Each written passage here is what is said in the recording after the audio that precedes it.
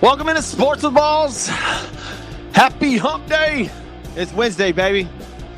Man, there's a lot going on in sports. What are we going to do today? We'll see. Welcome in, guys. I'm Jeff Michael, your host of Sports with Balls, generally all the time. Happy hump day as usual. Had a huge weekend this past weekend in sports, and obviously the college football playoff rankings were out. We'll get into that in a minute.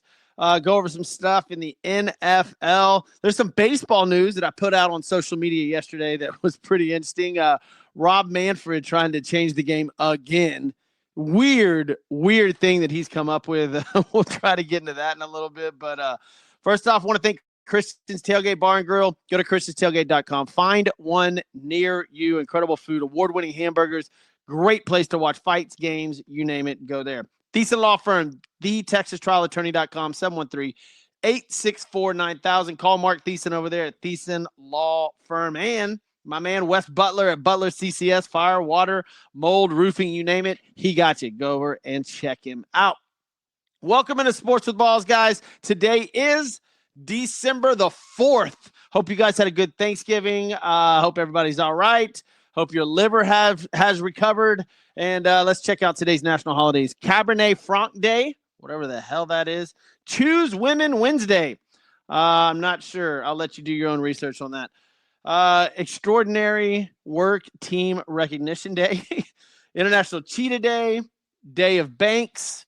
Fat Bike Day. Global Fat. I think that's the fat tires on the bikes. Those are pretty cool, actually. Today's National Dice Day. Used to love throwing dice back in the day. Shout out to Jonathan Davis. Oh, man, his house back in the day was a lot of fun. Dice on the pool table, baby. National Sock Day. Wear your funky socks if you got them. Santa's List Day. My son just started making his list last night. Tree Dressing Day. I guess for the holidays, dress up your trees. Where are we got? Wear brown shoes. There you go. Funky socks and brown shoes, baby. That's it. And it's Jay-Z's birthday. Speaking of Jay-Z, I think Forbes just named him the top rapper of all time. Interesting. It's also Jelly Roll's birthday.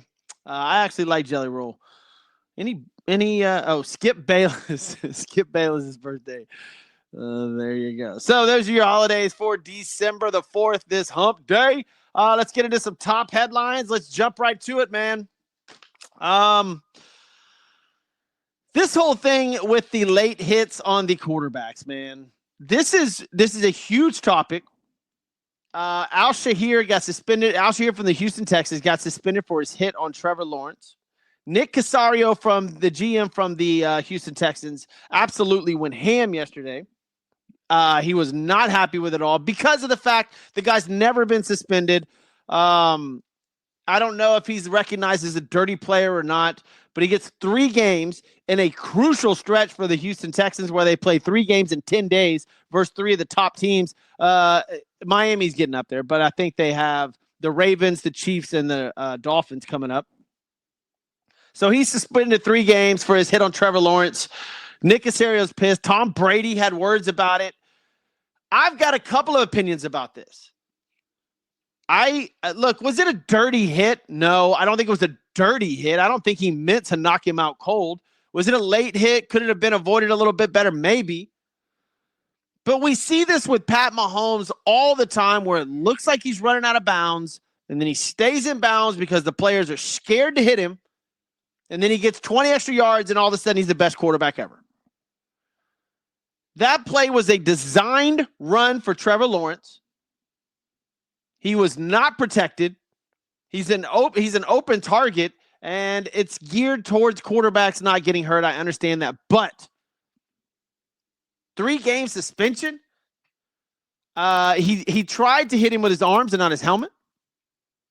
He did appeal this, by the way, so I think the appeals process will probably get it down to 2. Maybe 2. I don't think they'll go down to 1 game, but maybe he'll get it back to 2. But this is a huge thing now with the NFL and quarterbacks and how much they're protected. If that is a designed run and you have nobody blocking for you, you're out there on your own. You're on your own, buddy. I don't care if you slide or not. This is the NFL we're talking about.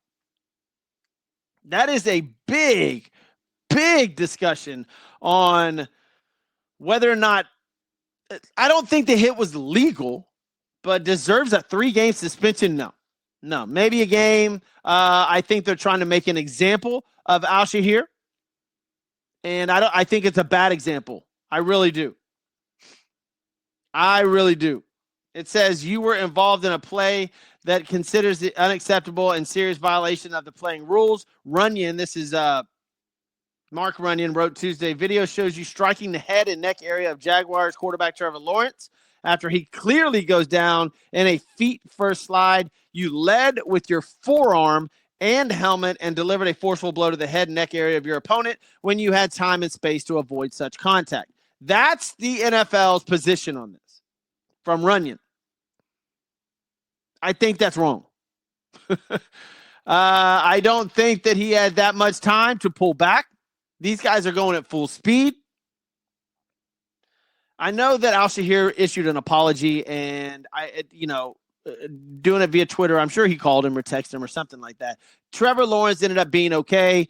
I don't know if this warrants a 3-game suspension. I don't at all. Maybe a game suspension, maybe even not in a game and a fine and a slap on the wrist, especially to somebody that's never been suspended by the league. So, and you've got Tom Brady not happy with this. There's a lot of people. It's a big debate. Said it was unacceptable. Continued disregard for the rules governing player safety will not be tolerated. That's what John Runyon, the vice president of policy and rules administration, said to the Houston Texans. And of course, Nick Caserio pissed off. Here's his career and fine suspensions, by the way. He's got a late hit versus Tennessee, fined $11,000. That was in November this past year. This is right before, and then in September, fighting versus Chicago. He's got a face mask penalty in 2023, November of 2023, where he was fined $10,000, 10.9. And then a September of 2023 roughing the passer versus New Orleans, where he was fined $14,000. So he's got 4 fines prior to this, 2 this year, 2 last year, and this being his 3rd this year, where he was suspended 3 games. He's only been fined, 13.9, 10.9, 11.8, 11.2, and then now suspended 3 games. So what the NFL is saying is this is continued disregard for the rules and safety of players. You haven't suspended him before. Suspend him 1 game. Or you should have suspended him for the late hit versus Tennessee or fighting in Chicago. You don't just all of a sudden suspend 3 games. Now, if the appeals process is what they were expecting, and then all of a sudden, bam, he's going to go down to 1 game or 2 games, then fine. Kind of understand it. But if you've never suspended a guy before, you don't hit him with a 3-game suspension on what is some considered not a late hit and egregious. So, Houston Texans linebacker Azeez Al-Shahir suspended 3 games. He has appealed. Nobody's happy in the Texans organization. We'll see how this all shakes out. What else we got going on? 49ers, both running backs are gone. Man, the Madden curse continues. Christian McCaffrey, ouch, gone for the season. And it looks like Jordan Mason's gone for at least 4 games. Just brutal injuries for the 49ers this year. And Trent Williams lost their son this past November 24th. They already lost. I think it was a stillborn, but you can look into that on the information. Just the 49ers have had a bad season. All around the 49ers have just been, it's not their year. It's just not the 49ers' year. Things have just gone awkward for them. The injuries have mounted up. They've got all the talent in the world. It's just they can't put it all together this year. Sometimes that's just the way it works out. What else we got going on? Huge game tomorrow night. We'll get into that in a little bit. Any other big stories we got to go over? I'm not going to talk about this tournament in the NBA. I'm not going to do it. The Lakers won the damn thing last year, and they never even made the playoffs. By the way, LeBron James in his shooting slump lately, 0 for 24 from what I've read in the 3 points, and then just absolutely brutal the last 5 or 6 games. Steph Curry on a decline as well. I think that'll all change. Look, it's the NBA. We'll leave it alone. Somebody said earlier, I saw a video where they said, what does LeBron James need? Rest. God, dude. Resting players, man. I'm looking at the top headlines right now. There's just not a ton going on. Let's tackle this Major League Baseball thing. Let's go. It has been suggested by Rob Manfred that they have what is known as like a pinch hitter, and they can do it at any point in time during the game. Bring up your best hitter. I don't know. Let's see. Rob Manfred says there is a buzz around adding a golden at-bat rule to Major League Baseball. This rule would allow a team to choose one at-bat in every game to use their best hitter regardless of where they are in the lineup. Say bases loaded, bottom of the seventh, and you have the bottom of your lineup coming up. Nope, let's pinch hit Shohei Ohtani. I don't know, man. Everything's a bad idea until it's done, right? Pitch clock, bad idea. Everybody loves it. Automatic strike zone, terrible idea. They're going to implement it. I'm not saying this will get done, but in any sport, it's always a bad idea until it's tried out, and then people are like, oh, it's actually not that bad. I love going to the game and not being there 4 hours. Sorry, it hasn't really changed much at all. I know they've changed the baseballs over the years. There's all kinds of adjustments. They've had the extra innings rules changed. There's all kinds of stuff. Now, is this one a little bit overboard? Maybe.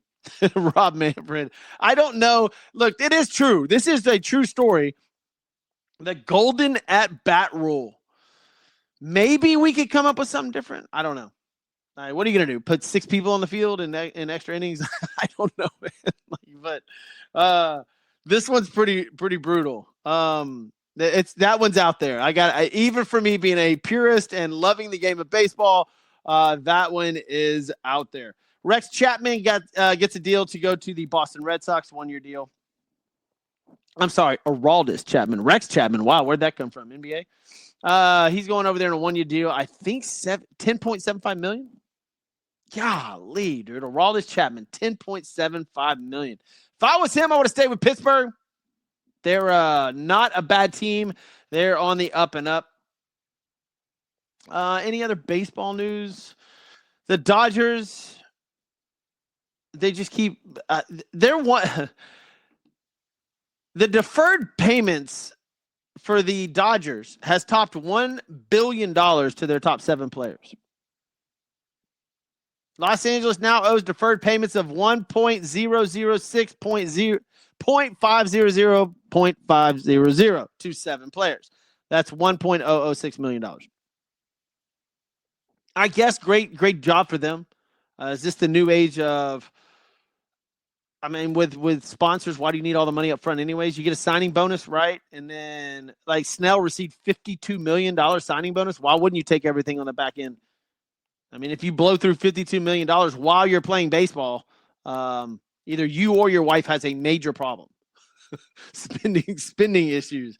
But I guess this is the new model for the Dodgers. Now, this doesn't guarantee you, yes, the Dodgers won last year, but we know health issues for a bunch of players always decide the season. So I'm not saying they're guaranteed a World Series, but if the Dodgers put together another run like this and maybe break the wins record and they win another World Series or even 2 more in the next 4 years, that's the model you've got to go after, because they will get all their money back. And then the next big thing is where's Juan Soto going to go? I don't know, nor do I give a shit, to be honest with you. He's good, but he's not that good. I think he makes your team a little better, but I don't think Juan Soto's he's not, people are acting like he's Shohei Ohtani. Not even close, buddy. Not even close. So that's your baseball roundup. Let's talk now about college foosball. Woohoo! Man, Alabama fan happy, Miami fan pissed off. Why wouldn't you be? Right now, it sits, it goes as is. You've got Oregon, Texas, Penn State, Notre Dame, 1, 2, 3, 4. Georgia at 5. Now, look, obviously Texas and Georgia face off this weekend. We'll go into that in a second. Ohio State and Tennessee. SMU at number 8. Indiana at number 9. Boise State at 10. Alabama at 11, Miami 12. And here's your outs, man. Ole Miss, South Carolina, Arizona State, Iowa State, Clemson, BYU, Missouri. Those are the ones that are close, but they're out. I love this system. I do. I don't want to see Texas and Georgia play for the third time, which could happen. That would be unbelievable. You do not want to see that. Let's see. All-State Playoff Predictor. I don't want to get into that, man. Get out of here. Get out of. Let's just go to. All right, here we go. Who's playing who? Right now, as it sits, Oregon's got a bye, Boise State with a bye, Texas with a bye, and SMU with a bye. Who would have thought? If you're SMU, who would have thought you would have a playoff spot before Texas A&M? Like, what was that? 2014, they were 1-11, something like that. 10 years later, they have a shot at the championship before Texas A&M. Wow. Somebody wrote the other day about Aggie fan, like, when's the last time something major happened in College Station? And I was thinking, whoa. I mean, look, Johnny Manziel, but I believe that happened in the win over Alabama happened in Alabama. Like, when's the last time you had a major, like, what makes College Station so relevant? Was it Texas? And if they beat Texas, yeah, that would have been huge, but they did not. We'll see. We'll see what happens over the next few years. And here's the deal with Texas. The reason Alabama is sitting over there at, what are they, number 11 right now, is they're 3-1 versus top 25 teams. I think Miami's 0-1. They've played 4 top 25 teams, and they're 3-1. I understand that. They are Alabama. They have deserved this. They've won. They get in over Ole Miss, South Carolina, Arizona State, Iowa State, Clemson. Yes, they do. They played 4 top 25 teams. I mean, if you're going by that, Texas only played 1. And they lost, and they're about to play Georgia again. That'll be fun. Georgia won the first meeting, and we're about to find out what happens in the second one. Texas is favored in this game. Favored. Coming up this weekend on Friday, UNLV and Boise State kick it off on Friday. Huge game. Huge. This weekend's going to be amazing for college football. Boise State's favored by 4 points. It's in Boise State. Oh, that'll be awesome. That's on Friday night on Fox. That'll be a blast. Iowa State and Arizona. Man, and Arizona State, sorry. That is a football game. Man. That'll be played in Dallas and Arlington, Texas. Number 16, Iowa State at number 15, Arizona State. And then Georgia at Texas. That's in Atlanta, Georgia at the Mercedes-Benz Stadium for the SEC Championship. Wow. Big 12 Championship was Iowa State, Arizona. SEC Championship, Georgia at Texas. Texas is favored by 2.5. This is in Atlanta. This is going to be a massive Georgia crowd. Huge Georgia crowd. Unbelievable. And Texas is favored by 2.5. I like, by the way, they're using Arch Manning and Quinn Ewers. If they can keep that up, they've got something going there. And obviously, we'll see what happens next year with Manning if he'll get in there. But, dude, if Texas is this good next year and you add that run aspect to the quarterback with Arch Manning in there, you can forget about it. Texas is going to be phenomenal next year. Penn State at Oregon, Big Ten Championship. It's being played in Indianapolis. Number 3 versus number 1. This one has me baffled. It's only Oregon minus 3.5. Give me Oregon all day long. I cannot believe this. Penn State has, in my opinion, the easiest schedule of all the top 10 teams. And they're playing number 1 Oregon, and it's only 3.5 points. Yep, I'm taking that. ACC Championship, we talked about that a little bit ago. This is in Charlotte, North Carolina. Clemson at SMU Mustangs. The SMU Stangs favored by 2.5. That's going to be a good football game. This weekend is on freaking point, starting Friday night with Boise. And then obviously the CFB playoff projection will all change, and we'll figure all this out. As it stands right now, though, you could have Clemson and Georgia playing a third game this year. No. Please make that change. Please make that change. Man, buys are Oregon, Texas, Boise State, SMU. If they win, they get a bye. There you go. Woo! I love this. This is way better. Do y'all remember last year? The college football playoff? Oh my gosh, dude. The bowl picks? It was brutal. Brutal. And now we have 12 teams. There's about 16 teams vying for 12 spots, and it's beautiful. It's absolutely beautiful. So good job, college football, on getting it right. In the NFL,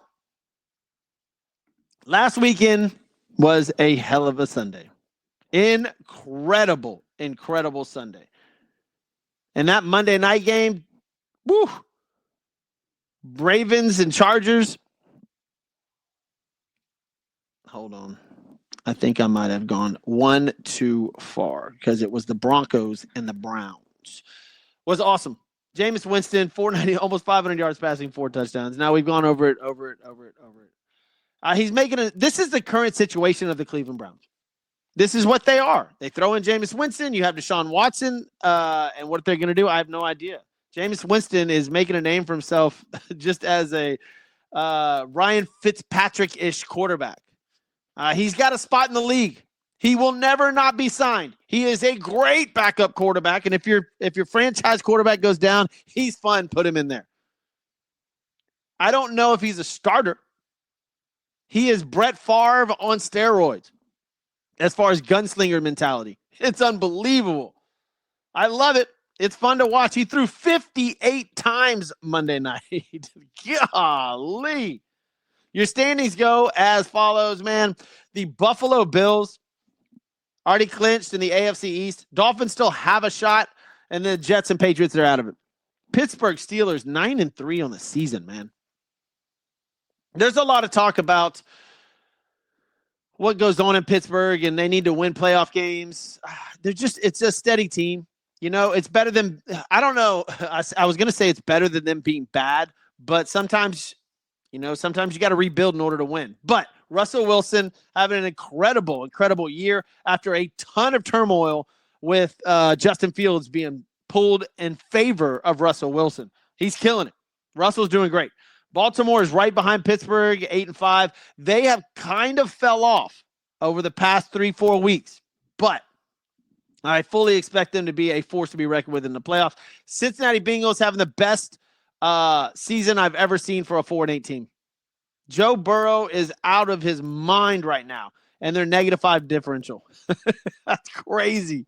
Joe Burrow is having the best stats statistically of any quarterback in the NFL, and they're 4-8. Cleveland Browns right behind them, 3-9. AFC South, worst division in football, and the Houston Texans don't have it locked up. They have got a brutal stretch coming up. Their next 3 games are the Dolphins, the Ravens, and the Chiefs. In 10 days, mind you. They have to play the Dolphins on the 15th, Chiefs on the 21st, Ravens on the 25th. Sorry, Texans, that may be LLL. And if the Indianapolis Colts go WWW, you are out of first place. Man. Houston Texans, who started off so hot, and their division is just trash, though.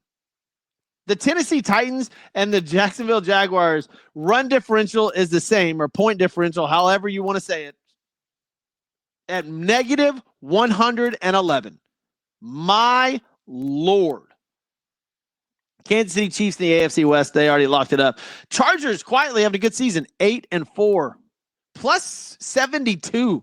The Broncos, 8-5. Who would have thought this? The Denver freaking Broncos, by the way, I said Bo Nix was going to be good. Sean Payton has them balling. Bo Nix, what is he, 25 though? He looks great. He looks absolutely phenomenal. Big fan of Bo Nix and the Denver Broncos. Raiders 2-10, rebuild season. Shedeur Sanders probably going there. I mean, quarterback hunting, You got the Raiders, the Giants, not the Bears, maybe the Panthers. I don't know. See what you do. Bryce Young's been playing good lately. All right, over to the NFC.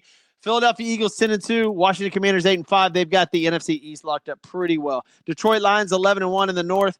Minnesota's 10-2, right behind them. The Green Bay Packers, huge game tomorrow night. In the division, the Packers are 9-3, Lions 11-1.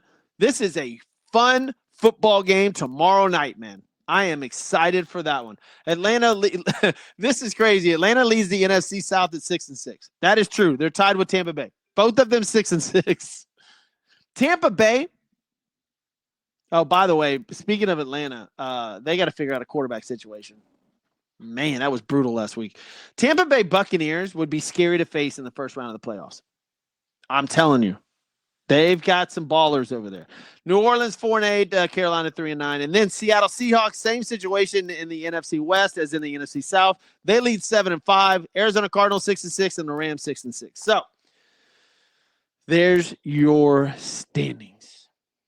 Tomorrow night, since we were talking about it a second ago, the Packers at the Lions, Detroit -3. This is a great football game. The Packers defense is good. The Lions defense is good. The Lions offense is good. The Packers it's just all around. That's a great football game. Should be an incredible atmosphere in Detroit. Jared Goff, by the way, on the season, 22 touchdowns, 9 picks. Not stellar. Not stellar at all. But the over-under is 51.5. I might have to go over. I may have to go over. We'll talk about that game on Friday's show after tomorrow night's game. And then we'll dive into Sundays. I'll give you my picks for all these games. A few good games this weekend. I know some people's fantasy football playoffs are starting this weekend, which is weird because there's some teams on buys, which is even stranger. Fantasy football teams are playing this year, this week, fantasy, and first week of the playoffs. Broncos, Colts, Patriots, Commanders, Ravens, Texas, all on a bye. Wow, why are we having buys this late? And that's a lot of teams. 6 teams on a bye. Man. All right, let's get to today's events in sports history on December the 4th.